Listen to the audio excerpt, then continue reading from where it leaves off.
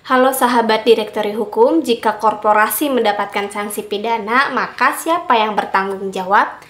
Jika korporasi mendapatkan sanksi pidana, maka tanggung jawabnya dapat dibebankan kepada korporasi, pengurus korporasi, orang yang memberi perintah untuk melakukan tindak pidana, orang yang bertindak sebagai pemimpin kegiatan dalam tindak pidana. Untuk subjek hukum yang bisa dimintai pertanggungjawaban korporasi adalah korporasi atau pengurus, korporasi dan pengurus, serta pihak lain yang terbukti terlibat dalam tindak pidana korporasi. Korporasi meliputi kumpulan orang atau kekayaan yang terorganisasi, baik merupakan badan hukum maupun bukan badan hukum. Pengurusnya adalah organ korporasi yang menjalankan pengurusan yang berwenang mewakili korporasi sesuai anggaran dasar.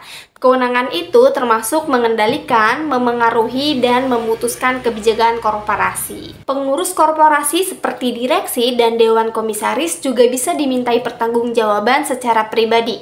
Jika bersalah atau lalai dalam menjalankan tugasnya, maka pertanggungjawaban dimintai secara pribadi.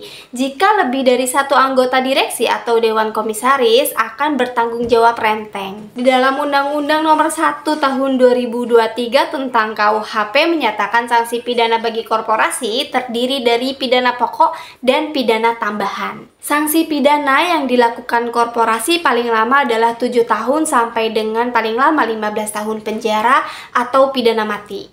Pidana penjara seumur hidup atau pidana penjara paling lama 20 tahun. Sedangkan pidana denda dijatuhi paling sedikit kategori 4, kecuali ditentukan lain oleh undang-undang. Sedangkan pidana denda korporasi diatur di dalam pidana kategori 6, 7, dan 8. Pidana denda wajib dibayar dalam jangka waktu tertentu yang dimuat dalam putusan pengadilan.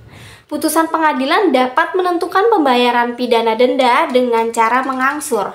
Jika pidana denda tidak dibayar dalam jangka waktu yang telah ditentukan, kekayaan atau pendapatan korporasi dapat disita dan dilelang oleh jaksa untuk melunasi pidana denda yang tidak dibayar. Sedangkan pidana tambahan berupa pencabutan izin, penutupan kegiatan korporasi, serta pembukuan usaha.